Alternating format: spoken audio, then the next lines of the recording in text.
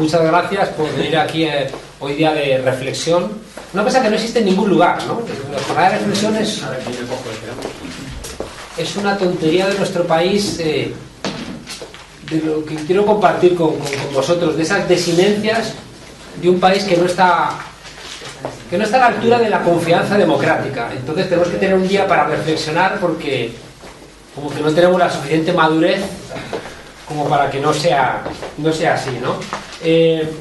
Hace unos días acabamos de inaugurar un monumento, un memorial pues a los luchadores internacionalistas en la guerra civil nuestra, y lo mancillaron prácticamente al día siguiente, ¿no? Yo creo que es muy espectacular, ¿no? Que lo que en otros países es un referente de dignidad, de lo mejor del pasado histórico, aquella gente que se puede permitir el lujo de manchar, de intentar, mancillar un homenaje a aquellas personas que lo dieron todo por defender la democracia. Lo que vengo a contaros es que España ha sido... ¿Qué tal? Adelante. Adelante. No, por favor.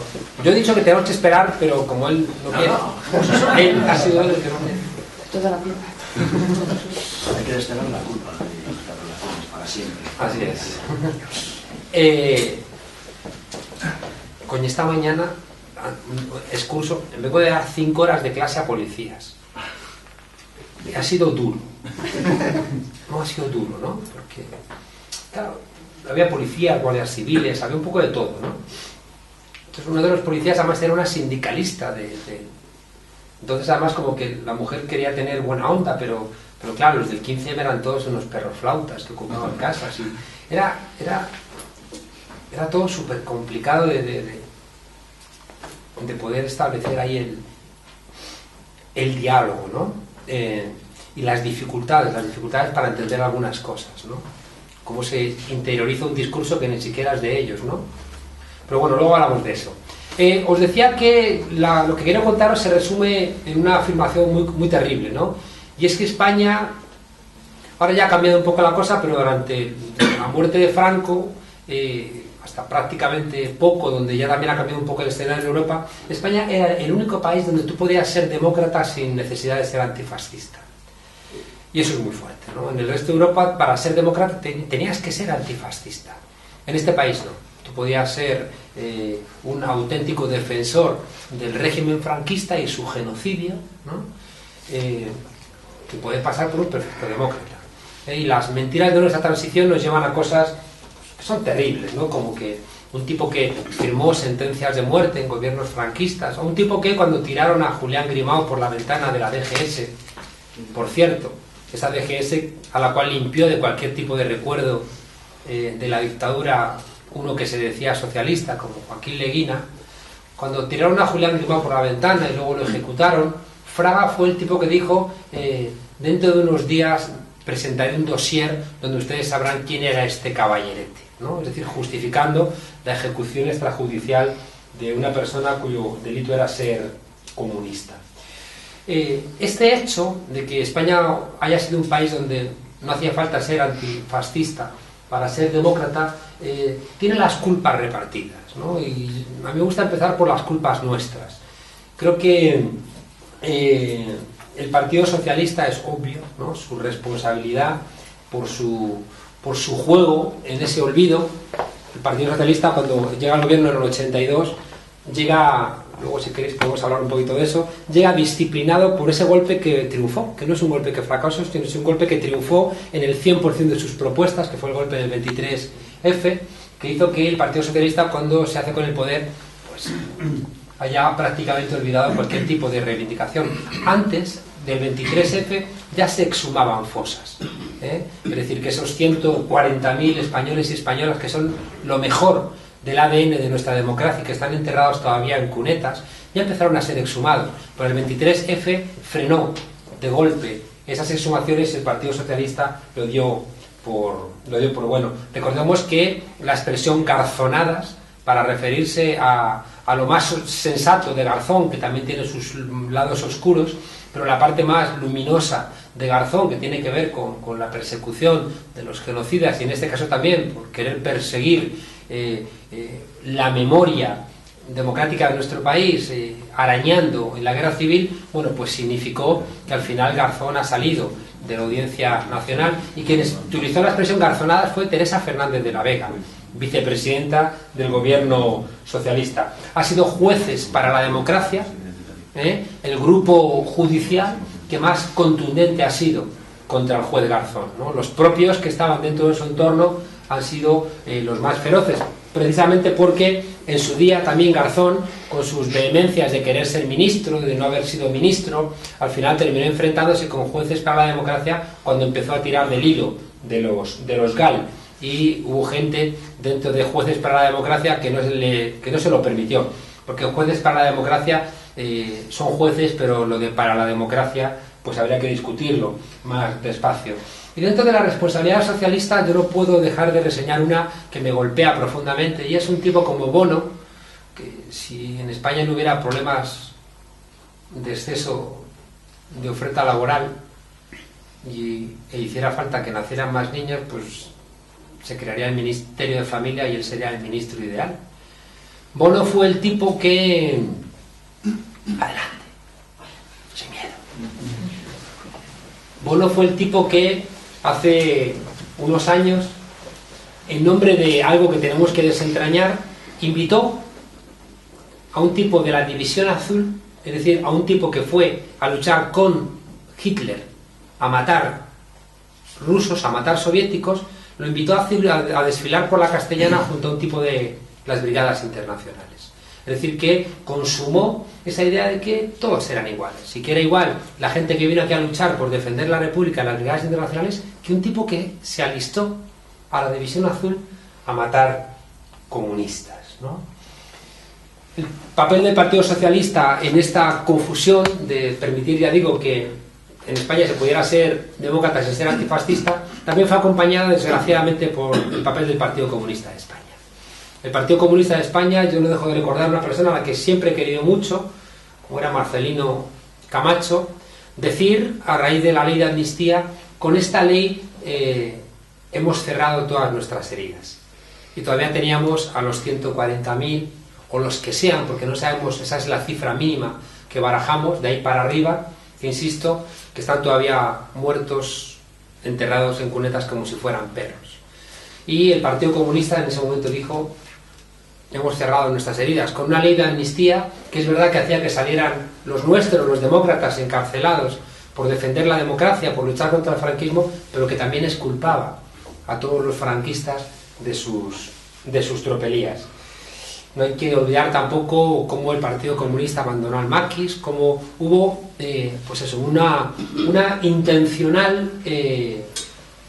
hubo un intencional olvido de eso que configuraba lo mejor de nuestra memoria, porque el Partido Comunista había asumido, por un lado, la idea de la reconciliación nacional, y por otro lado estaba intentando no parecer tan fiero como los 40 años de dictadura lo habían presentado. De la derecha, ¿qué decir?, ¿no? La derecha es obvio, basta que miremos cómo el actual ese diccionario que han hecho con todos nuestros impuestos había elogios constantes al franquismo, ¿no? O el uso que hacen de la bandera, ¿no? Una bandera que desgraciadamente hay algunos que todavía no podemos sentir como propia.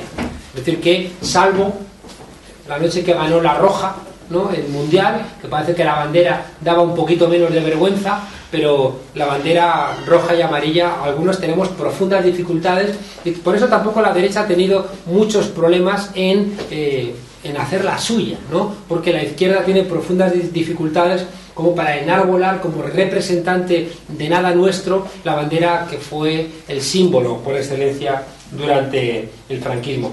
¿Qué decir de la reciente negativa del gobierno de Elche a mantener los fondos de Miguel Hernández? Yo creo que ellos siempre tienen muy claro quiénes son los suyos y quiénes no son los suyos. Han intentado en algunos momentos apropiarse de algunos que podían tener una lectura más ambigua, incluido Azaña, pero los que han sido claramente antifranquistas, la gente que se identificó con una lucha popular, pues tienen claro que no son de los suyos y van a hacer todo lo posible por negarlos. Hay algo que tiene que ver con el 15M que a mí siempre me molestó profundamente, y es que tuviéramos que reclamar a un francés para que nos dijera que nos indignáramos, ¿no? Como si aquí no tuviéramos abuelitos que hubieran dado todo. De hecho, los tanques de Leclerc que tomaron París, pues los primeros que entraron fueron españoles que habían huido ya de la dictadura y que decidieron incorporarse a la resistencia, a la lucha contra los nazis. Resulta que al final, en Francia, esos españoles eran más reivindicados que en nuestro propio país, y al final la gente más joven, con esa ruptura de la continuidad histórica, tiene que venir un francés, y un francés que tampoco es que sea de los más concienciados, ¿no?, a decirnos que nos indignemos. Y como es un viejito que estuvo en la resistencia, hasta el punto de que, fijaos, los comienzos, una cosa que fue muy dolorosa, los comienzos del 15M pues, hicieron retirar banderas republicanas, ¿no?, porque las banderas republicanas eran leídas como elementos políticos y nosotros somos apolíticos, ¿no? Una cosa muy fascinante también ha sido cómo ha crecido el 15M, ¿no?, en estos meses.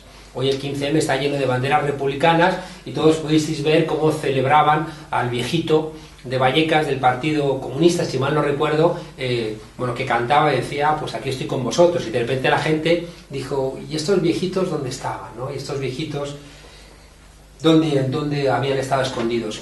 El libro comienza y termina la transición contada a nuestros padres, que se subtitula Nocturno de la democracia española, porque yo creo que la música de nuestra democracia es un nocturno. Ojalá fuera un allegro vivace, ojalá fuera otro tipo de música, pero a día de hoy creo que solamente podemos interpretar su partitura con esos tonos de tristeza.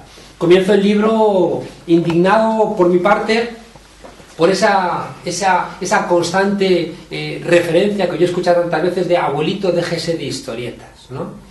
Mira, yo me fui con Emilio Silva, que es el que hace el prólogo del libro. Emilio es el fundador de la Asociación para la Recuperación de la Memoria Histórica. Yo me fui hace 10 años con él a su pueblo, a Priaganza, al norte, a León, a buscar a su abuelo. ¿Qué tal? ¿Tienes aquí un sitio?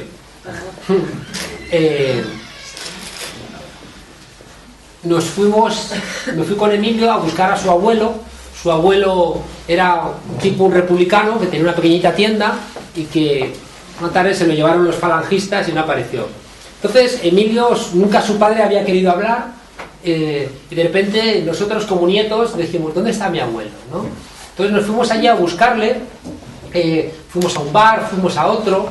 Al final, no, mira, pregunta a la prima, no sé qué, y yendo de puerta en puerta hay gente que no nos dice, no quiero hablar de eso. Bueno, y al final llegamos a un abuelo que estaba sentado en la puerta de su casa, nos sentamos y él me empezó a contarnos. Y a los 10 minutos salió su mujer gritando, no hables con nadie, no sabes quiénes son, nos va a volver a pasar algo. Estoy hablando del año 2000, ¿no? Es decir, el miedo, ¿no?, que habían metido a la gente, y como sinvergüenzas decían, abuelo, no cuente usted batallitas, ¿no? Una frase que yo he escuchado a uno de los ideólogos del PSOE, Adolfo Paramio, 1000 veces, abuelo, deje de contar batallitas, ¿no? Cuando en esas batallitas lo que estaba, insisto, es el ADN de nuestra posibilidad democrática. ¿Qué diferencia entre esos que decían, abuelo, deje de contar batallitas, o en Francia, que los primeros miércoles de cada mes suenan las sirenas antiaéreas para recordar los bombardeos de los nazis y recordar a la resistencia, o celebrar la toma de la Bastilla, ¿no?, en un país que nunca le hemos cortado la cabeza a ningún rey? Hubo uno que se decapitó solo, pero era esquiando. Entonces, en términos de representación política, pues cuando uno se autodecapita esquiando, creo que no tiene la misma fuerza que cuando lo guillotinas. Por eso no cuentan. Bueno, fijaos que hay un elemento de todo esto, y es que la izquierda española, o el pensamiento crítico, tiene dificultades para reconstruir su historia, cosa que en cambio la derecha no tiene. La derecha es capaz de reconstruir desde Don Pelayo hasta aquí sin ningún tipo de fisura. Es decir, claro, tienen tanta seguridad en que nunca se les ha interrumpido la historia, que el libro de cabecera de Aznar era España de Atapuerca al euro, ¿no? Claro, como si en el 350.000 a.C. ya existiera España, ¿no? Cuando el primer tipo que habla de España es Pepe Botella, es decir, es el hermano de Napoleón, cuando llegan aquí en 1808. La Virgen del Pilar, que es como nuestra gran referencia patria, decía la Jota, la Virgen del Pilar dice que no quiere ser francesa, que quiere ser capitana de la tropa aragonesa, no de la tropa española, sino de la tropa aragonesa, porque todavía la idea política de España pues no funcionaba. Y este ser también etéreo y levitoso que es Gregorio Peces Barba, hace un par de semanas cometió la osadía de decir delante de un nutrido público de abogados catalanes que qué rabia que la guerra de secesión no se hubiera solventado de otra manera, porque la conclusión sería que hoy Portugal sería española y Cataluña sería un país independiente, ¿no? Más allá de la inoportunidad de la frase, hay algo en ello que es cierto, y es que España es como es por una serie de azares. Este país se construyó por agregación durante la Reconquista, le entregabas a señores feudales territorios, y cuando luego le dijiste a esos señores feudales que tenían que unificarse, pues no encontraron razones. Y esa construcción por agregación de España pues existe hasta ahora. Es decir, ahí está el caso del Duque de Alba. Yo no sé si la que hay ahora es la misma de los Reyes Católicos, por edad, a veces lo parece, pero entonces todavía las heredades de los Duques de Alba las sigue manteniendo, ¿no? esta señora. Y esta España que se construye por agregación con complicaciones, donde existen dificultades para después encontrar ese sentido común, donde el ferrocarril nos lo van a hacer potencias extranjeras que hacen que pasemos siempre por el Alcázar de San Juan y no se terminase de integrar este país, pues hace que cuando se pierden Cuba y Filipinas y el mercado español pues deja de ser interesante para la burguesía catalana o la burguesía vasca, digan, yo no juego a España. Y un tipo como Sabino Arana de repente dice, yo prefiero mirar para Inglaterra, y la icurriña, si os dais cuenta, es la bandera inglesa con diferentes colores, ¿no?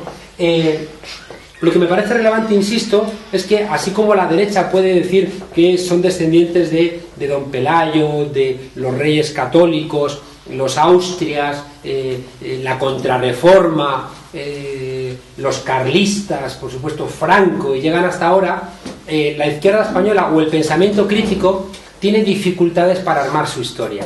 Tenemos unas profundas dificultades porque a la muerte de Franco decidimos negar nuestra propia historia.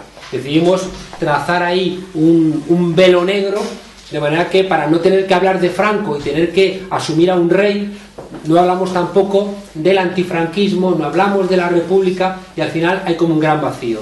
Mi facultad, que es la Facultad de Ciencias Políticas y Sociología de la Complutense, es la responsable del relato oficial de la transición. Todos son de allí.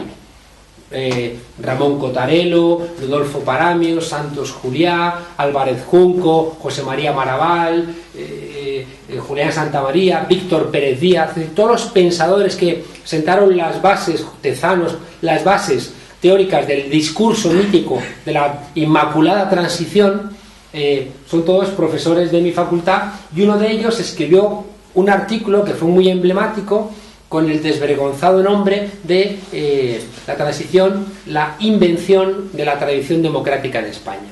De repente no había existido Segunda República, y de repente la transición fue que nos inventamos la democracia. Le preguntaron a Ramón Carande, otro historiador de los perdedores, que resumiera la historia de España en 2 palabras, y dijo algo muy brillante, dijo: España, demasiados retrocesos. Donde de verdad que cada vez que en España parece que podíamos empezar a levantar cabeza, venía esa minoría brutal a frenar cualquier desarrollo. Yo estoy profundamente en contra de esa construcción de las 2 Españas. Creo que es una de las mentiras más enemigas del pensamiento crítico. Es verdad que en la literatura encuentra referentes, ¿no? Españolito que vienes al mundo, te guarde Dios, una de las 2 Españas te ha de helar el corazón. ¿Cómo era la otra? Hay un español que empieza a vivir y a vivir empieza, entre una España que muere y otra España que bosteza. O el duelo a garrotazos de Goya, donde 2 tipos enterrados en la arena están condenados a golpearse hasta que se maten. O esa crónica de Larra, donde en la noche de difuntos se pasea por el cementerio y lee en una lápida: aquí yace media España víctima de la otra media. Uno tiene el riesgo de pensar que es verdad que ha habido dos Españas enfrentadas, y no es verdad. Ha habido una España grande, no libre, una España numerosa, que ha intentado ir con el desarrollo de los tiempos, y luego ha habido una España pequeña en número, pero muy poderosa, económica, política, militarmente, que ha sido capaz de sojuzgar esos desarrollos, ¿no? Y el último ejemplo claramente es durante la guerra civil, donde hay un golpe de Estado, el golpe de Estado fracasa, y por eso empieza una guerra civil. Si el golpe de Estado hubiera triunfado, no hubiera habido guerra civil. Hay que dejar claro que la guerra empieza porque el golpe de Estado fracasa. Un golpe de Estado que empiezan los militares apoyados por banqueros, por la Iglesia. Una Iglesia, en el libro pongo muchos ejemplos, una Iglesia que se moviliza desde el 14 de abril del 31 por la noche, ya está movilizada para acabar con la República. Desde el primer momento ya está movilizada para acabar con la República. Y que por supuesto después se van a apoyar en Hitler y Mussolini para acabar. Fijaos que el problema de esta discontinuidad histórica de la izquierda es que a menudo tenemos dificultades para fundar nuestra rabia. ¿Dónde miras atrás? ¿Dónde de repente encuentras razones para justificar tu descontento si no tienes el ejemplo de tus mayores? Si no tienes el ejemplo de la gente que luchó durante el franquismo, que luchó durante la guerra, que luchó antes, porque han desaparecido del mapa, porque no tenemos que hablar de eso. Como si de repente, es igual como cuando en México decide Fox borrar de la historia toda la etapa precolombina, ¿no? Y de repente la historia se la reinventa. Pues de alguna manera nosotros hay un punto cero donde tenemos que negar todo ese pasado, que no lo hace la derecha. Fijaos que Berlusconi siempre odió a los jueces, a los que llamaba comunistas, ¿no? Y siempre Berlusconi tenía siempre detrás de la oreja la mosca de una sociedad civil densa, que no era lo suficientemente grande como para tumbarle, pero que siempre era lo suficientemente fuerte como para importunarle. Entonces, siempre ese 20% de sociedad civil densa, heredera del Partido Comunista, era la que siempre referenciaba a Berlusconi para decir todo lo que me pasa es mentira, son esos comunistas. En cambio, en España no podíamos mirar hacia atrás, salvo aquella vez que la Bordeta se cansó de que le estuvieran gritando mientras que hablaba, anda, rojito, rojito, le estaban insultando y dijo, a la mierda, ¿no? Ustedes que han sido los dictadores de este país, ustedes que no nos han dejado hablar durante 40 años, vienen aquí a seguir insultándome. Ya explotó y dijo, a la mierda, ¿no? Bastante diferente a la postura de Felipe González, que decidió nombrar a Fraga jefe de la oposición. Una cosa que no tiene ningún tipo de sustento constitucional ni legal, sino que era una figura retórica para dotar a Fraga de un estatus parlamentario privilegiado para ir construyendo ese bipartidismo en el que hoy estamos.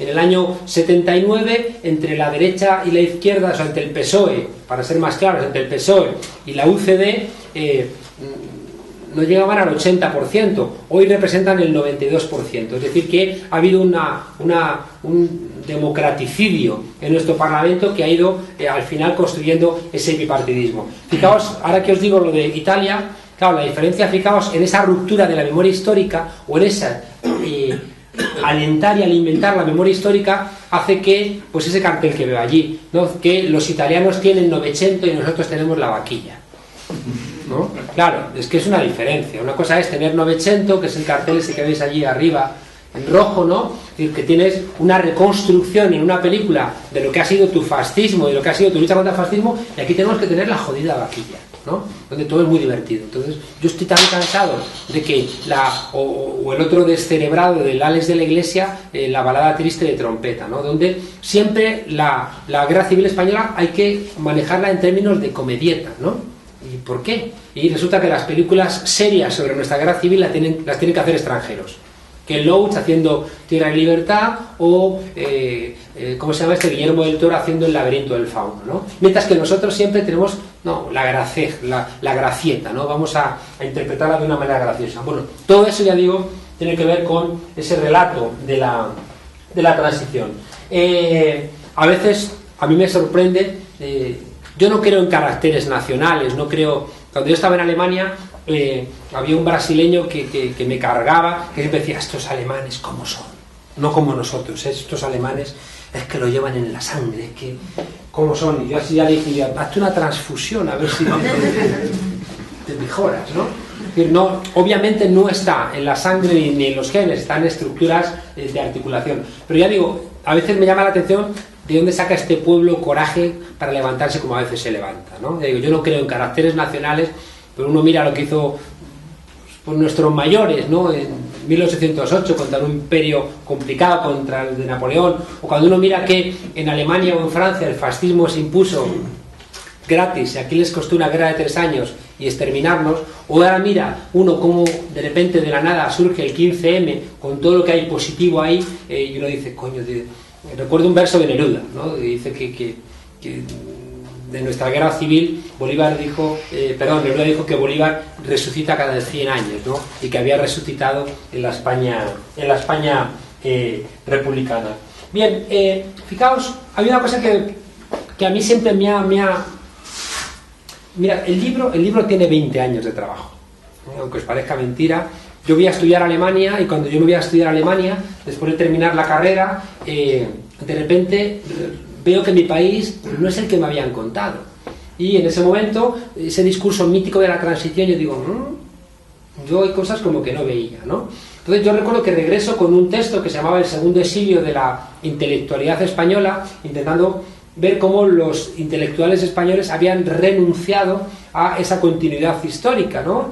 Entonces, cosas que después viví, o sea, cuando yo estoy este verano pasado en Altagracia, en Córdoba, en Argentina, y de repente veo la casa de Manuel de Falla a 1 kilómetro de la casa donde se crió el Che Guevara, y me cuentan los viejitos que los exiliados republicanos estuvieron muy implicados en la formación del Che Guevara, pues a mí me da mucha alegría.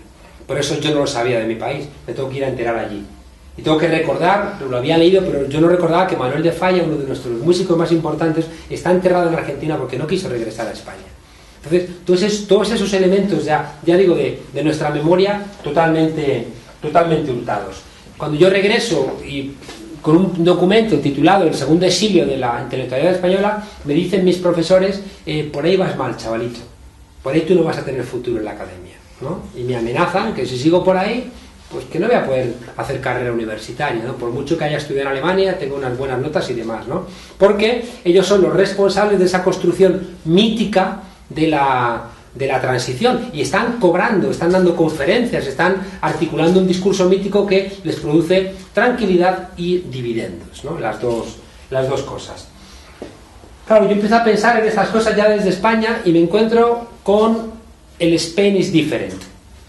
Fraga, este ministro de gobiernos franquistas que firmó sentencias de muerte y que después va a ser uno de los ponentes de nuestra Constitución, qué vergüenza que un tipo que ha sido ministro de un gobierno fascista, que ha asesinado españoles bajo una dictadura, después pueda a nosotros redactarnos nuestra Constitución. Yo me muero de vergüenza con algunas cosas, ¿no? Entonces, Fraga, cuando era además ministro de Información y Turismo, puso en marcha un lema que era Spain is different, ¿no? Hay un chiste aquí en el libro. El libro no era broma, no era para que lo compréis, pero el libro he puesto muchos chistes de la época, ¿no? Que yo creo que son muy clarificadores, porque los ves ahora y te das cuenta de muchas cosas, ¿no? Dos tipos hablan y dicen, ¿y usted qué ideas políticas va a tener en el pasado? ¿No? Como que ya estaban ahí como y otro le dice, ¿no están ustedes preparados para la democracia? Y dice, ¿cómo lo saben? Y dice, pues porque hemos dedicado a ello nuestros máximos esfuerzos. Dice otro, el pueblo no está capacitado para decidir si está o no está capacitado para decidir si está capacitado o no. ¿Me explico? Bueno. Otro dice, no hay que precipitarse, aún no están preparados para elegirnos. Hay uno que estoy buscando, que no lo veo, le dice, al pueblo le dice uno, lo importante es que estemos de acuerdo, ya les mandaremos en qué. El que estoy buscando, hay muchos chistes de Gila. Para mí Gila es el pensador, uno de los pensadores. Gila es el roto de ahora, ¿no? Entonces aquí hay uno que me gusta mucho, que lo tengo en mi despacho, en la entrada, que es un cura del confesionario, y dice, ¿jura usted decir la verdad y nada más que la verdad? Y dice, perdone padre, pero me parece que la cosa no es así, ¿no? Como, o sea, esa España católica y que encima dice lo que les da la gana y dicen, mire, sí gusta quererle, pero no es así. Este es uno de mis favoritos. Este se lo regalé yo una vez a Julián Guita y no le hizo ninguna gracia. Es un tipo dando un meeting y dice, o nosotros o el caos. Y dicen desde el público, el caos. Y dices, igual, también somos nosotros. Ya encontré el que buscaba. Uno dice, pero hombre, habernos dicho que la democracia era esto y habríamos venido mucho antes. Y el otro que decía es que España es diferente, ojo, ¿no? Ojo, España es diferente. Bueno, os iba a decir que Fraga puso en marcha el lema de España es diferente, que era un lema muy, muy canalla, ¿no? Yo que he tenido en los últimos años mucha vinculación con América Latina, me ha fastidiado mucho siempre cuando había europeos que iban a América Latina a disfrutar del caos latinoamericano, ¿no? Como que de repente ellos eran muy felices porque allí podían hacer lo que les daba la gana y que incluso conculcaban la ley, pagaban después a un policía y era todo gratis, podían circular como quisieran, ir en dirección contraria, permitirse lujos que aquí no se pueden permitir, y decían, qué estupendo es esto. Y yo pensaba, tú eres un sinvergüenza, ¿no? Porque claro, todo ese espacio que tú tienes de libertad es el espacio que implica la sumisión y la servidumbre de estos pueblos, ¿no? Entonces, ¿a qué vienes aquí? A ser el europeo rico que disfrutas de esta ausencia de normas. Y yo me acordaba mucho de nuestro país, ¿no? Me acordaba, fijaos que cuando un país tiene especialistas de fuera que son los que te explican, mal vas. Y en España siempre hemos tenido hispanistas que eran los que nos explicaban. De hecho, buena parte de los historiadores mejores son extranjeros. Como cuenta Eduard Said en un libro que se llama Orientalismo, es absolutamente claro que cuando te explican desde fuera, te colonizan desde fuera. O sea, si uno te explica cómo eres, la diplomacia de ese país que te está explicando cómo eres va a obtener ventajas de esa explicación. Y cuando venían a España estos hispanistas, incluso los simpáticos como Gerald Brennan, en el fondo venían aquí porque les parecíamos exóticos. Parecíamos exóticos, teníamos la siesta, que es una institución anticapitalista, entonces ellos no la tenían, el botijo, ¿no? Que decían qué fresquita está este agua, y las procesiones, o sea, una serie de cuestiones que les parecían graciosas, pero que no eran sino señal de nuestro atraso, ¿no? Y por tanto, resulta que lo que para nosotros era una señal de lucha contra, por ejemplo, una iglesia que mantenía este país postrado en el antiguo régimen, a otros les hacía gracia, ¿no? Y venían simpáticos a nuestro país porque en sus países ya habían perdido ese tipo de cuestiones. No sabéis, cuando yo estudié en Alemania, la indignación que tuve, y claro, yo no soy tampoco tan mayor, ¿no? Pero recuerdo que fui a comprar música en Alemania y la música española estaba en un lugar que ponía música étnica. Claro. Pero de repente y dices, cabrones, o sea, que o sea, Paco Lucía es étnico y vosotros que sois globales, ¿no? Claro, de repente te das cuenta entonces cómo operan, porque la música de Mali o de Guinea o de México sigue estando en músicas del mundo, ¿no? Que es una forma ya medio simpática de decir que también son músicas étnicas, ¿no? Entonces está Britney Spears y los Rolling Stones y luego los demás que somos étnicos, ¿no? Bueno, a lo que iba. El lema de Fraga fue el Spain is different. Entonces el Spain is different lo que estaba diciendo era eso, ¿no? España es diferente. Entonces era un lema que a mí me chirriaba, ¿no? Porque yo era pequeñito. Cuando muere Franco, los sociólogos de mi facultad empiezan a plantear lo contrario, Spain is not different, ¿no? Empiezan a decir que España es igual que el resto de Europa. Y empieza todo un discurso de normalización, que somos igual que el resto de Europa. Fijaos que mi planteamiento a lo largo del libro es que Fraga miente, porque ese Spain is different, donde ellos ofertaban sol y ofertaban pues precios baratos, en el fondo lo que había detrás era lo que os decía, era un país atrasado por culpa de una iglesia católica, por culpa de una burguesía débil que siempre que tenía problemas con la clase obrera llamaba al ejército. Una de nuestras principales herencias a América Latina era esa, ¿no? Una burguesía española débil que cuando la clase obrera va organizándose no tiene la posibilidad de plantear un diálogo con esa clase obrera y llama al ejército para que le solvente los problemas, ¿no? Y ese comportamiento luego lo vamos a exportar, ese comportamiento de asonadas lo vamos a exportar a América Latina con tan infaustos resultados. Pero yo seguía pensando que España era diferente, pero yo tenía dificultades para saber en qué. Porque claro, veías a Berlusconi y decías, coño, Berlusconi es que es panota, ¿no? Berlusconi, dices, ese tío es panota. ¿Yo qué tengo? Nosotros teníamos a Jesús Gil, si os acordáis, ¿no? Pero al final la conclusión, que es uno de los elementos que desarrolla en el libro, es que España, claro que es diferente. Pero no es diferente en lo malo, que más o menos lo podemos compartir, sino que en España nos ha faltado lo bueno. Y lo bueno no es que nos haya faltado, y esto es una de las ideas centrales del libro, sino que lo bueno se ha ocultado. Os lo digo de otra manera, lo que cuento en el libro no es tanto el problema, la transición como problema, sino el relato de la transición como problema. Es decir, que la transición tuvo cosas, claro, terribles, pero lo más terrible es el relato sobre la transición, donde al final nos van a vender que, poco menos que estamos aquí gracias a la labor de Su Majestad el Rey Juan Carlos, ¿no? Fijaos que la diferencia de España con el resto de nuestro entorno, yo la establezco precisamente en lo que os contaba al principio, en lo que creo que ha sido lo más hermoso de Europa, que es precisamente lo que estamos perdiendo ahora. Si uno analiza la historia de Europa desde el 45, desde el final de la Segunda Guerra hasta ahora, vemos que lo más hermoso de nuestro patrimonio es el antifascismo. Es decir, el antifascismo es el que va a hacer que las constituciones europeas sean constituciones sociales. O sea, que nadie se engañe y piense que si la Constitución de Italia, de Alemania, de Francia, las leyes de desarrollo social de Inglaterra son como son, era por la presión de una izquierda que ha derrotado al fascismo. En los periodos de entreguerras, en los años 30, 40, la derecha se ha hecho nazi prácticamente en toda Europa y ha sido derrotada. Y ha sido derrotada por el Ejército Rojo en sus diferentes expresiones. De los 50 millones al menos de muertos de la Segunda Guerra Mundial, la mitad los ponen los soviéticos. Y por eso le paran los pies a Hitler, ¿no? Entonces, claro, fijaos, ese antifascismo tan poderoso es el que va a preñar a las constituciones de posguerra. El artículo 9 español es un artículo revolucionario, es una copia del artículo idéntico de la Constitución italiana. El artículo 9 dice: los poderes públicos removerán cualquier obstáculo que impida la libertad y el pleno desarrollo de los españoles y españolas. Eso es revolucionario. ¿Y por qué existe ese artículo revolucionario? Que luego, claro, se queda en agua, en papel mojado. Pero ese artículo revolucionario es una copia de un artículo de la Constitución italiana marcada por el antifascismo que había derrotado a Mussolini y lo había colgado con las patas para arriba antes de que terminase la guerra.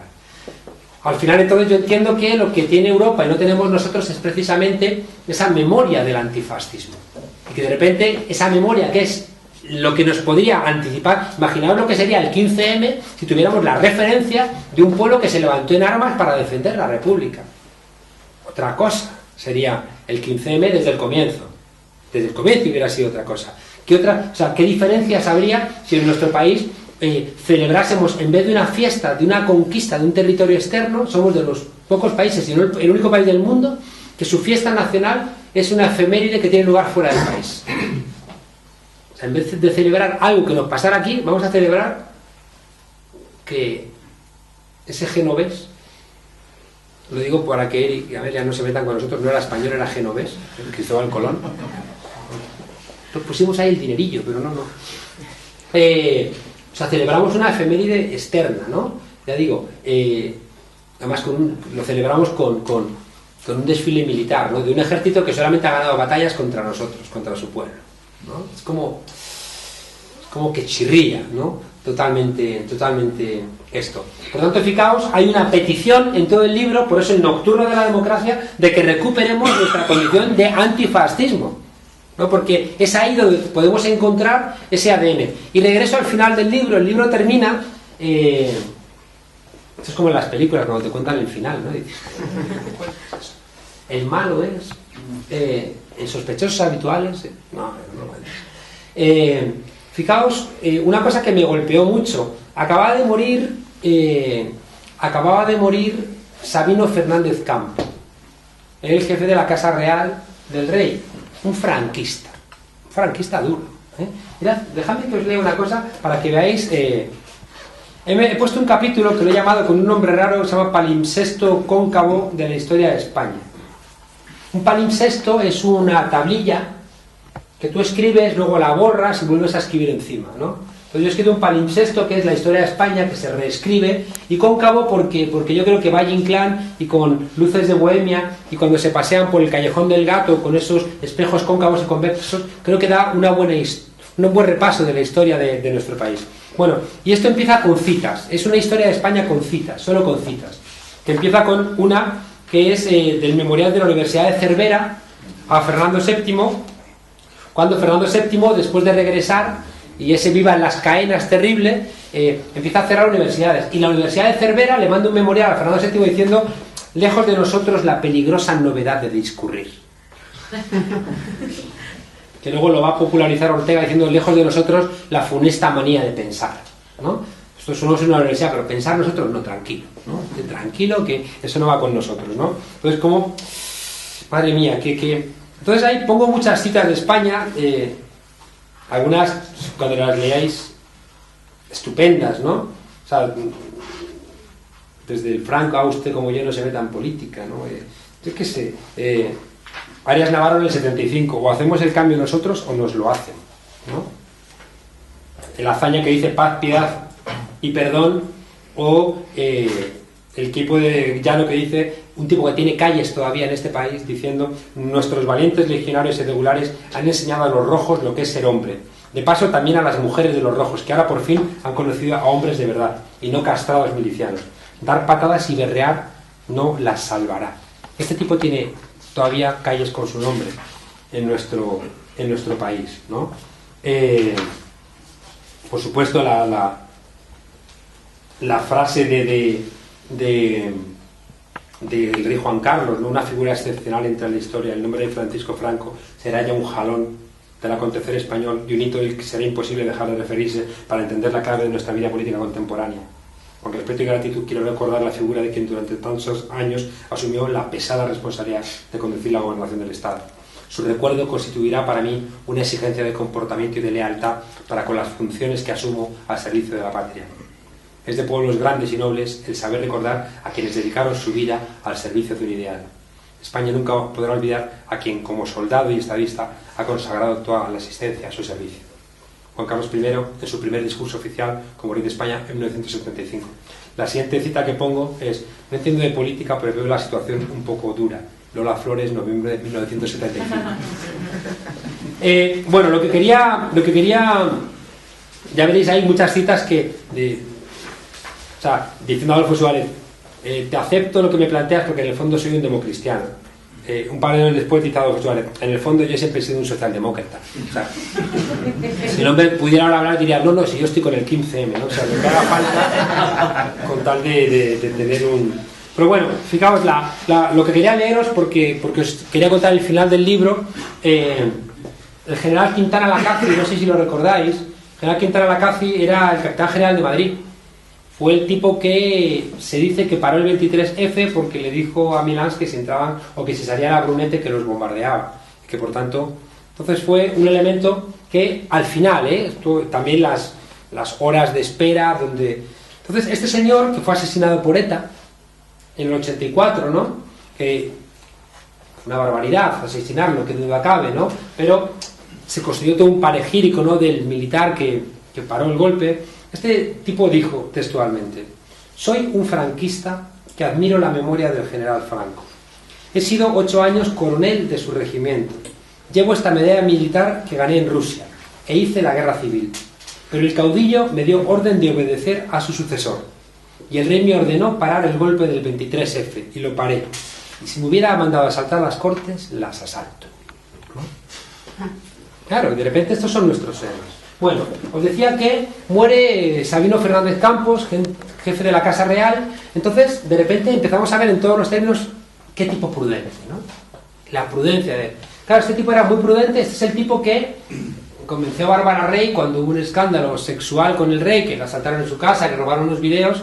Este fue el encargado de tapar constantemente los devaneos de ese rey, cuya familia luego nos da siempre lecciones de cristiandad y de ese tipo de cuestiones, ¿no? Entonces, el papel de Sabino Fernández Campos siempre ha sido tapar los pufos del rey. Un rey, yo ahí soy duro con el rey, pues si me procesan yo estoy encantado, ¿no? Porque, claro, es que, fijaos, ¿sabéis qué pasa? Yo recuerdo a Jesús Cacho, un tipo que no sé si sigue escribiendo yo antes leía El Mundo, pero me lo prohibió mi pediatra, tuve que dejarlo. Pero Jesús Cacho en una columna dijo que el rey, textualmente, el rey es el responsable de toda la corrupción inmobiliaria en España, como el jefe de los ladrones de Madrid. Ya casi dectualmente. Dices, coño, ¿cómo se ha pasado? Esos tipos, siempre en el mundo, siempre cuando golpeaban al rey era porque querían algo del rey.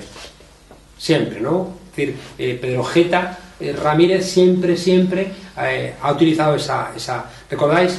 Una vez querían algo del rey, cuando Aznar estaba a punto de gobernar, había dificultades, Entonces Pedro J. Ramírez estaba muy enfadado con la Casa Real y salió aquel chiste de Diego Rasipacci, donde llegaba el príncipe Felipe y decía: papá, tengo dos noticias, una buena y una mala. La buena es que ya tengo pareja, la mala es que es Alberto de Mónaco, ¿no? Que era cuando estaba en marcha todo el tema de la cuando menos bisexualidad del príncipe Felipe, ¿no? Al día siguiente fue aquella foto para un pueblo descerebrado, que era el Principito en un ventanal de un bar junto a la Eva Sanum, que es una señora de lujo, de esas de books de lujo, ¿no? Entonces, claro, es tan absurdo que el príncipe se fotografíe, o sea, es imposible, los servicios de seguridad nunca te lo dejarían, pero era para decir: no, mira qué pedazo de pibón se está levantando el príncipe Felipe, el homosexual, quita, mira qué señora, la Eva Sanum, joder. Era todo como... Bueno, pues el Sabino Fernández Campos siempre era el encargado de tapar ese tipo de cuestiones. Claro, dices, ¿prudente? Pues, que ese tipo sea prudente. Si uno mira los amigos del rey, si uno mira fotos del rey de caza, casi todos sus amigos están en la cárcel. Pues que es así. Es decir, que por la cárcel está Mario Conde, los Albertos, Manuel Prado y Colón de Carvajal... hasta pillaron con una maleta de dinero a Enterría, el administrativista, el Eduardo Serra. El Eduardo Serra es el que se mantiene. Eduardo Serra es el único que ha sido ministro 3 veces con socialistas y con el Partido Popular. Es el testaferro del rey. Es el que hace los negocios, sobre todo con las compras y ventas de armas con los países árabes, ¿no? Es absolutamente sabido, escrito y conocido, ¿no? Pero fijaos, después te hacen una serie en televisión sobre el 23F y otra vez ya el rey, como de repente este tipo de cuestiones que se saben quedan ocultas con ese discurso mítico. Bueno, muere Sabino Fernández Campos y todo el mundo: ¡ay, Sabino Fernández Campos, qué gran hombre, no sé qué, no sé cuántos! Y ocurrió una cosa, que es que teníamos en España al rector de la UNAM de México. El nombre, no recuerdo cómo era el nombre, Eric, ¿te acuerdas? ¿Pablo González Casanova? No. El rector de la UNAM, ¿no? Que le iban a dar a la Universidad Nacional Autónoma de México, le dieron el premio Príncipe de Asturias, ¿no? Entonces esto es una carta que se mandó al país, un viejito, que iba escuchando, ¿no?, el discurso del rector de la UNAM. Bueno, tengo aquí, ¿queréis el nombre? Os lo digo corriendo. Vale, da igual, está por aquí. Vale, da igual. Entonces el viejito este iba escuchando la radio donde está hablando el rector de la UNAM, ¿no? Y de repente el rector de la UNAM dice: y quiero dar las gracias a los republicanos españoles exiliados que fueron los que fundaron, o cuando menos refundaron, la Universidad Nacional Autónoma de México. Si no fuera por el esfuerzo, la generosidad, la inteligencia y el compromiso de los republicanos españoles exiliados, este premio nunca nos lo hubieran dado. Entonces el viejito dice que de repente esperó porque pensó que iba a haber un aplauso atronador y de repente nadie aplaudió, y el propio rector como que notó que no había aplaudido nadie, entonces siguió el discurso, ¿no? Entonces, claro, dices, ¿cómo es posible que le demos el premio a una universidad, el rector de esa universidad diga que han sido los exiliados españoles republicanos, vaciaron la Universidad Española, se fueron todos, a los que no se fueron, todos conocemos la represión de los maestros, y de repente desde fuera nos lo reconocen y nosotros somos incapaces de dar un aplauso, ¿no? Entonces, uno de los elementos, ya digo, importantes es esa ausencia en nuestro país de ese recuerdo del antifascismo que nos deja constantemente huérfanos. La transición ha sido un relato ocultador. Fijaos que la transición, hay una frase que me parece muy poderosa, que la apunta Vázquez Montalbán y después no la populariza, la analiza un profesor mío, Ramón Cotarelo, donde dice que la transición es el cruce de dos impotencias, ¿no? De la impotencia de los del búnker, ¿no?, que querían que no cambiara nada, y la impotencia de los que querían la ruptura, que tampoco tuvieron la fuerza suficiente como para lograrla, ¿no? Entonces, entre esas dos impotencias, pues los más vivos que estaban por ahí negociando entre ambos a ver por dónde salía la cosa, fueron los que se llevaron el gato al agua. No hay que olvidar que la transición tiene lugar en mitad de la Guerra Fría, entre el año 73, que es el golpe de Estado contra Salvador Allende, y el año 79, que es la invasión de Afganistán por la Unión Soviética. Entonces, la transición tiene lugar en un momento donde sigue funcionando Yalta y Potsdam, donde queda claro que los comunistas no podían gobernar en Europa. Es en el 81, cuando entran por vez primera los comunistas en un gobierno en Europa con la Francia de Mitterrand, y las presiones son tan fuertes que terminan al final saliendo, ¿no? ¿Por qué? Porque en el pacto de Yalta y Potsdam, en los repartos de la Guerra Fría, los comunistas, ni anarquistas, ni por supuesto, nadie de la izquierda ¿cómo se dice? Integrada, podría entrar en un gobierno, ¿no? Entonces, claro, en el 74 es el golpe de Estado de militares de izquierdas en Portugal. Es la revolución de los claveles. Y de repente, claro, Estados Unidos se pone súper nerviosa, sobre todo porque cree que va a perder las bases, ¿no? Sobre todo lo más importante para ellos era el tema de las bases militares. Y entonces empiezan a operar movimientos. En el 74 todo el mundo conoce que hay una reunión en Suresnes, en Francia, donde la socialdemocracia alemana, la Friedrich Ebert Stiftung, empieza a armar unos jovencitos que van a sustituir a el Partido Socialista Obrero Español en el exilio, a Llopis y compañía, y los van a sustituir por unos jovencitos que van a hacer prácticamente lo que les diga Europa, en este caso Willy Brandt, que era el gran articulador.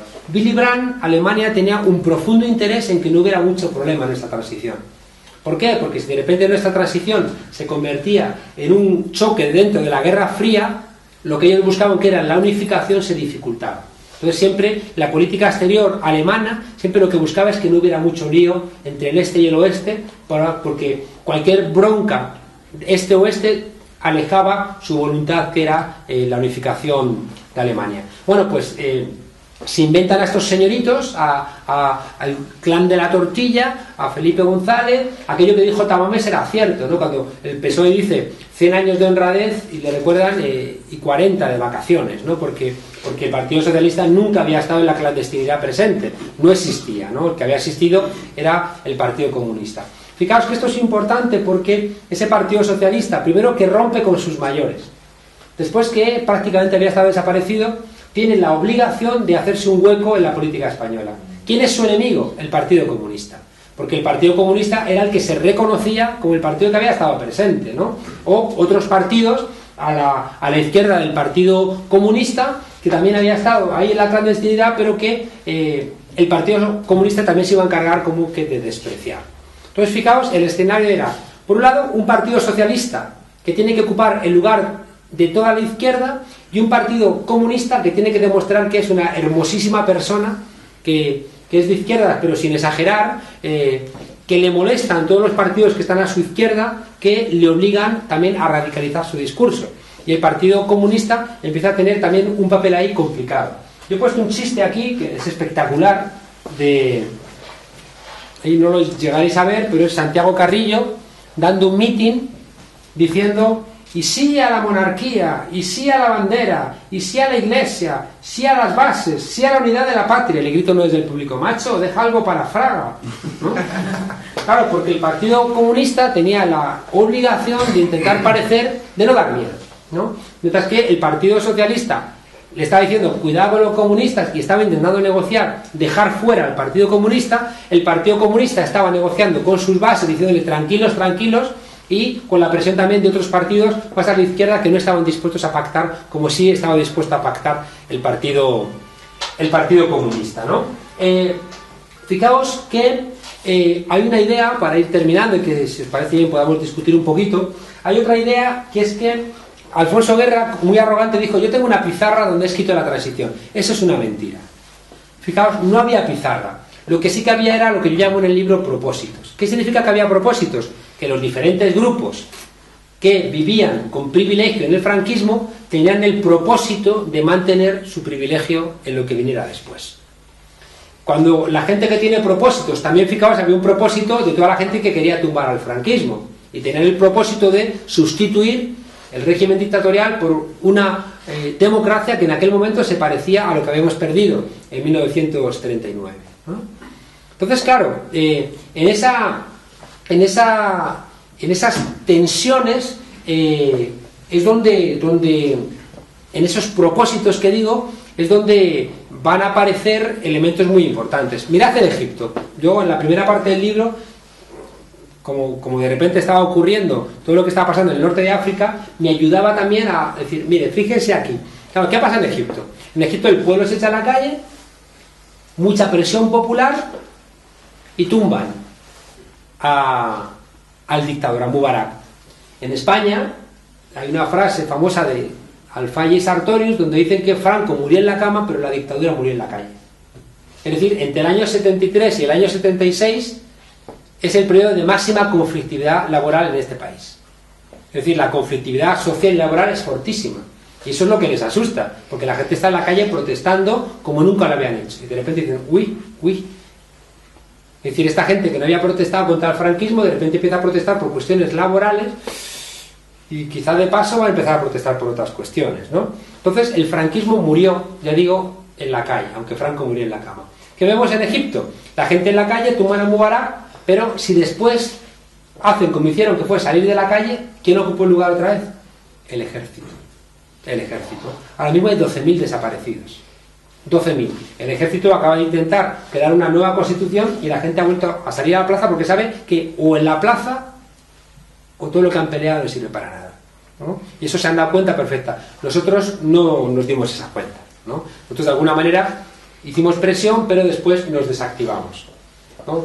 Nos desactivaron los partidos políticos, nos desactivaron los sindicatos principales, nos desactivó la Victoria Prego, nos desactivó todo el mundo, ¿no? Con una serie de relatos donde la transición tenía que ser cupular, ¿no? Donde lo importante, y es una cosa que, fijaos, estudiando después estas cosas, había una voluntad. Hay un tipo muy malvado, Samuel Huntington, que tiene un libro del 68 y después otro libro que va a publicar curiosamente en el año 75, donde plantea que las transiciones a las democracias desde las dictaduras tienen un requisito, y es que la participación popular nunca debe desbordar el ámbito institucional. Es decir, que la participación popular siempre tiene que estar por debajo del nivel institucional. Es decir, la gente en la calle nunca puede desbordar una constitución, desbordar el sistema de partidos, desbordar el sistema económico, desbordar las leyes. No, siempre tiene que estar un nivel por debajo. Y eso es lo que hace que, fijaos, establezcamos una transición cupular, con unas élites de partidos políticos, de una manera u otra, cooptados. Entonces, fijaos, ¿quién tenía a propósito? El rey. El rey, claro que tenía un propósito. El rey, en el año 69, Franco, en la ley de sucesión, nombra al rey Juan Carlos su sucesor a título de rey. Y en el discurso, donde sobre la base de la ley de sucesión, en el año 69, nombra al rey Juan Carlos su sucesor a título de rey, es donde dice esa famosa frase: y espero que con esta decisión todo quede atado y bien atado, ¿no? El rey Juan Carlos es el perfecto traidor, ¿no? No voy a entrar en que mató a su hermano porque eso fue un accidente, ¿no? Pero claro, es un tipo que traicionó a su padre, traicionó a su mentor, traicionó a todo el mundo, ¿no? Fijaos que, ¿sabéis que hay una universidad que se llama Juan Carlos I, ¿no? Que ya no se llama Juan Carlos I, ahora se llama Rey Juan Carlos, ¿no? ¿Y por qué ya no se llama Rey Juan Carlos I? Porque la Casa Real les dijo: tranquilos, que ya no va a haber nunca un Rey Juan Carlos II. ¿Por qué? Porque el Rey Juan Carlos se llama Juan Carlos porque cuando nace no se sabe qué va a pasar con la monarquía. Y Franco quiere tirar de un rey, pero quiere jugar. Franco va a jugar con dos barajas. Es decir, ¿sabéis que Alfonso XIII tiene varios hijos? El más mayor era sordo-mudo, entonces renuncia y le sucede entonces Juan de Borbón. Alfonso, Borbón y Dampierre, es hijo del que abdicó, del sordo-mudo. ¿Qué hace Franco? Casa a su nieta con el Alfonso de Borbón, que es el que se autodecapita, que hemos dicho que no cuenta como guillotina. Pues claro, Franco, fijaos, tiene las dos ramas. Tiene al rey Juan Carlos, que lo ha criado en sus pechos, pero si acaso no funciona, tiene al otro, ¿no? Siempre tiene las dos ramas. Juan de Borbón llama a su hijo Juan Carlos para que, en caso de que se dé que su hijo reine antes que él, no le rompa el numeral de la sucesión. Entonces, si reinase Juan Carlos, aunque fuera una semana, sería Juan Carlos I, abdica en su padre y su padre sigue los Juanes, ¿no? Por eso no va a haber ya un Juan Carlos II, ¿no? Entonces, claro, fijaos que Juan de Borbón, ¿sabéis cuándo entrega los derechos dinásticos al rey Juan Carlos? Creo que es una semana, como mucho dos, creo que no llegaba a 2 semanas antes de las primeras elecciones del 77, de junio del 77. O sea, en la fronterita, ¿no? Y Juan de Borbón le pide al rey que la cesión dinástica la haga en el barco con el cual partió fuera de España su padre, Alfonso XIII. Y Juan Carlos le dice que por las narices, que no, y lo hacen en una pequeña habitacioncita en la Zarzuela. O sea, que Franco, pero que Juan Carlos es un enrollado, ¿eh? Es un tipo estupendo. Bueno, es un tipo que tiene, como os decía, un propósito, que es ser rey, y mantener su puesto de trabajo a como sea. Y fijaos, si son mentirosos, ¿a cuál es el primero al que nombra? El primero que nombra es a Carlos Arias. Y cuando Carlos Arias no les funciona, van a tirar de la opción Suárez. Pero eso es mentira que haya... No, si les hubiera funcionado con Carlos Arias, pues hubieran tirado de Carlos Arias. Pero como eso les falla, recurren a un tipo que, es ambicioso como él, es un tipo que no había estado en el gobierno, por casualidad, porque el padrino de Suárez se mata, Osorio, en un accidente de coche, y por eso no llega a ser ministro. Al no ser ministro no ha firmado sentencias de muerte, que es lo que va a dificultar que Fraga pueda ser el piloto de la transición. Bueno, el rey tiene un propósito, los militares obviamente tienen un propósito, ¿no?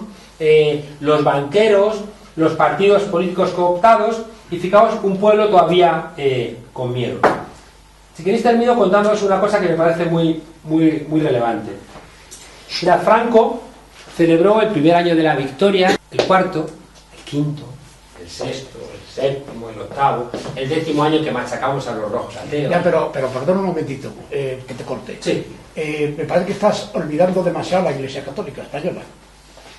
No, ¿cómo lo voy a olvidar? Si quieres ahora te lo... Ahora, como voy a daros la palabra, tú ahora me tiras de las orejas, ¿no? Bueno, va a celebrar Franco el décimo, 12, 13, 14, 15, y el año 25 de la victoria decide que ya no lo va a llamar el año de la victoria, sino que va a celebrar 25 años de paz. Y fijaos que en vez de celebrar ya que han machacado a las tropas republicanas y a los ateos, van a empezar a hacer un discurso, y es que aquello fue los malos tiempos de la locura, y ahora lo que tenemos que hacer es empezar la reconciliación. Es decir, hemos machacado aquello, pues ya no, olvidémonos, fueron los malos tiempos. Y de repente empieza todo el discurso de la paz. El problema del discurso de la paz es que va a hacernos olvidar cómo machacaron a la República y cómo durante 25 años celebraron haber machacado a la República. Y empieza a funcionar ese relato de que es que todos estábamos locos. Era la España condenada a enfrentarse, éramos todos contra todos, éramos cainitas... Perdón un momento que te corto otra vez. Y en aquel momento a todos los españolitos nos dan una paga extraordinaria. Dan una paga extraordinaria, se hace el Hospital de la Paz, etcétera, etcétera, etcétera, ¿no? Una serie de cuestiones que, sobre todo, fijaos, lo que hacen es reconstruir un relato que nos dificulta saber de dónde venimos, ¿no? Tiene profundas dificultades para que podamos reconstruir ese relato que os decía. El final de todo esto era que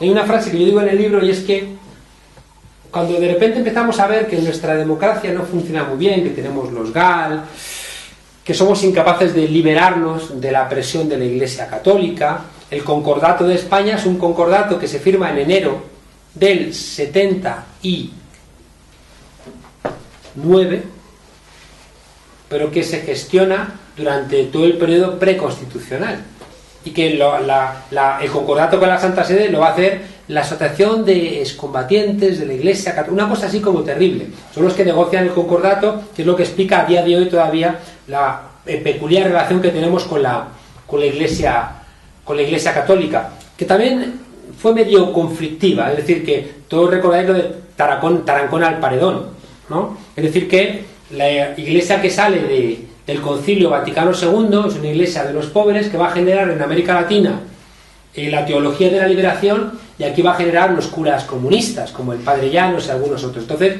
de repente la iglesia tienes pues una iglesia absolutamente arcaica y fascista, pero tienes otros curas pues que están teniendo otra lógica. Bueno, al final lo que sí que es cierto es que nos van a colocar un concordato que sigue haciendo que este país tenga una vinculación peculiar con la Iglesia Católica, pese a lo que dice en nuestra Constitución de que somos un Estado laico. A lo que iba.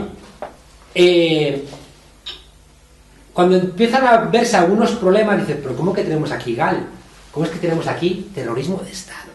Pues que es como muy fuerte, ¿no? Algunos autores empiezan a decir que las virtudes de la transición son los vicios de la democracia. Un politólogo importante, Josep María Colomer.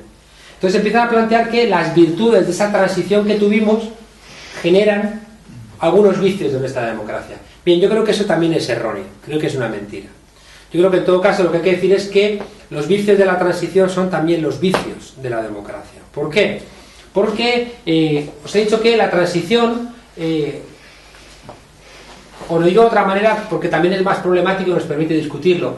Yo no creo que la transición pudiera haber sido radicalmente diferente a como fue, porque no nos hubieran dejado, ¿no? Estábamos en mitad de la Guerra Fría, no dejan ahora a Grecia hacer un referéndum, nos iban a dejar a nosotros hacer una transición que de repente un país importante como España cayera del lado bolchevique. Yo no creo, no, lo veo muy complicado.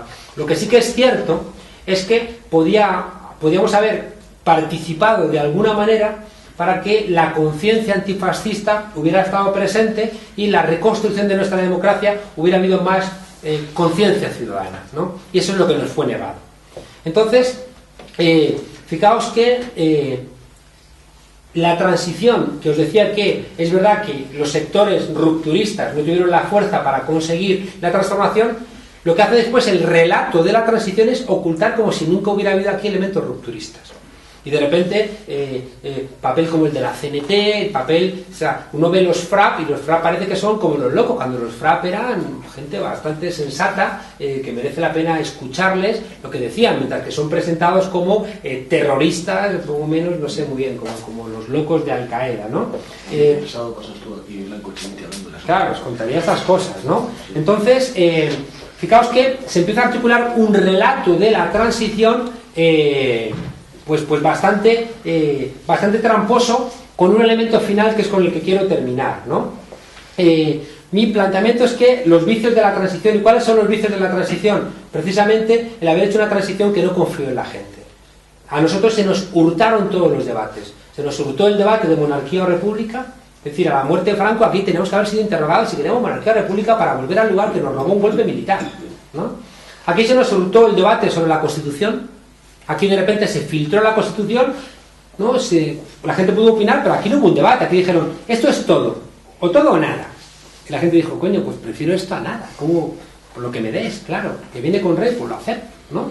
Claro, pero no nos dieron la posibilidad ni de discutir la Constitución, ni de debatirla, nada, sino que solamente votarla. Aquí se nos hurtó el debate de la OTAN. Se nos hurtó porque fue un debate con 2 televisiones públicas, con un chantaje espectacular, que al final consiguieron darle la vuelta a la opinión pública de este país, que era profundamente anti-OTAN, ¿no? Aquí se nos hurtó el debate último, el debate de la Unión Europea. Somos el país más eurooptimista y más euroignorante, ¿no? Aquí de repente corriendo a aprobar el proyecto este de Constitución Europea, que podíamos haber utilizado para un debate también para enterarnos de algo, ¿no? Y fijaos, la primera vez que hemos empezado a debatir cosas, creo que es en el 15M, ¿no? Debatir, por ejemplo, la Constitución. Yo creo que el movimiento de No a la OTAN fue muy poderoso, pero era más centrado en un tema concreto. Mientras que el 15M ha permitido sentar las bases para discutir la Constitución, ¿no? Y qué tipo de cosas queremos. Entonces, fijaos, la conclusión era que los vicios de la transición es esa idea de que el pueblo no tenía que participar, sino que había que hacerlo todo cupularmente. Al hacerlo cupularmente, heredamos todo el aparato del franquismo, heredamos a los jueces, heredamos a los catedráticos de universidad, heredamos a los policías, heredamos al rey, por supuesto, heredamos a buena parte de la clase política. Yo recuerdo a Cascos, a Álvarez Cascos, en el año 96, delante de las Cortes, se oyó en televisión dar un abrazo a un tipo y decir, hemos tardado 20 años, pero ya estamos otra vez aquí. Claro, o sea, que ningún tipo de pudor. Entonces, fijaos, esos vicios de la transición generan vicios de nuestra democracia. ¿Cuáles son los vicios de nuestra democracia? Pues que seguimos sin hacer validar a ese 20% de ciudadanía antifascista, crítica, poderosa, que opera en otros lugares de Europa y que aquí no termina de emerger. Aquí esos vicios de la transición hacen que nuestros partidos políticos sean infinitamente más débiles que otros partidos. Dejamos un poco de lado el caso de Italia, que si queréis hablamos de él, ¿no? Pero los partidos políticos en España no han tenido la fase de densidad social que han tenido en otros lugares. Aquí hemos heredado unos partidos muy ya televisivos, donde la gente... PSOE era la marca de Felipe González, y donde no había en los grandes partidos ningún tipo de debate realmente profundo. Aquí hemos heredado una relación con lo público muy jodida, ¿no? Donde lo público sigue sin ser, es el lugar de todos, y seguimos teniendo una referencia con lo público, pues eso, muy franquista, y si me apuráis, muy de cuando los pícaros se desarrollan como figura arquetípica en negación de un Estado que le pide mucho y no le da nada. Creo que los vicios de la transición son los que determinan que las dificultades que tienen aquí los políticos para dimitir. Los vicios de la transición son los que justifican cosas tan terribles como los de Seseña o los de Camps o los de Fabra, es decir, corruptos caciquiles que siguen teniendo unas redes clientelares que hacen que, pese a que hayan robado, crezcan en las elecciones, ¿no? Una serie de cuestiones, insisto, que hacen que nuestra peculiar transición haya impedido que emerja lo mejor de nuestra memoria histórica. Y el punto final con el que quería terminar era el 23F. ¿Por qué? Porque de repente un día entra un loquito en el Congreso de los Diputados y de repente todos los españoles dicen: yo no soy como ese, yo no soy como ese. Y de repente la trampa al final se cierra. ¿La trampa cuál es? Fijaos, en este país tenemos que haber construido nuestra transición diciendo que estaba el franquismo y el antifranquismo. Aquí están los franquistas y aquí estamos los antifranquistas. Y no discutimos eso, sino que dijimos: aquí está el búnker y aquí estamos los demás. Porque si decimos que aquí están los franquistas y aquí están los antifranquistas, aquí está Fraga y Ibarne. Pero si yo digo que aquí está el búnker y aquí estamos los demás, Fraga ya no está en el búnker, sino que Fraga está aquí. Fraga y todos los demás. Fijaos que, de repente, un país pues que había derrotado al dictador en la calle, pero que tampoco había hecho mucho por traer la democracia, de repente entra Tejero en el Parlamento y decimos: yo no soy como ese, yo soy demócrata, que yo no soy como ese loquito del gorro de charol. Y de repente opera una gran mentira en nuestro país, donde pensamos que somos demócratas solamente porque no somos como Tejero. Y compramos todo el resto de la mentira, que hace que nuestra democracia siga teniendo un déficit de identidad con realmente los demócratas que luchan contra cualquier estructura de opresión. Al final se completa la mentira.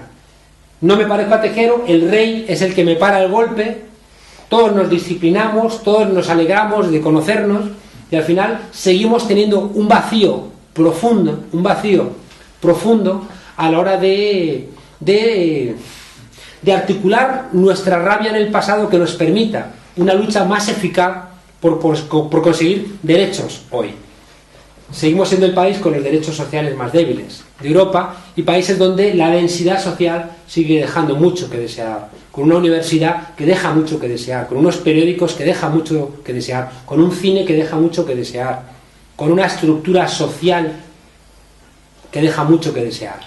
Yo creo que al final la tarea nuestra lo he querido resumir con un chiste final de Gila, con dos chistes de Gila, ¿no? Hay un chiste de Gila aquí, donde hay un tipo sentado en una silla de ruedas, donde el tipo afirma, a ver os lo enseño, si lo encuentro, este me gusta mucho. Está echando un pulso y te está viendo que si le ganas el pulso te parto la cara.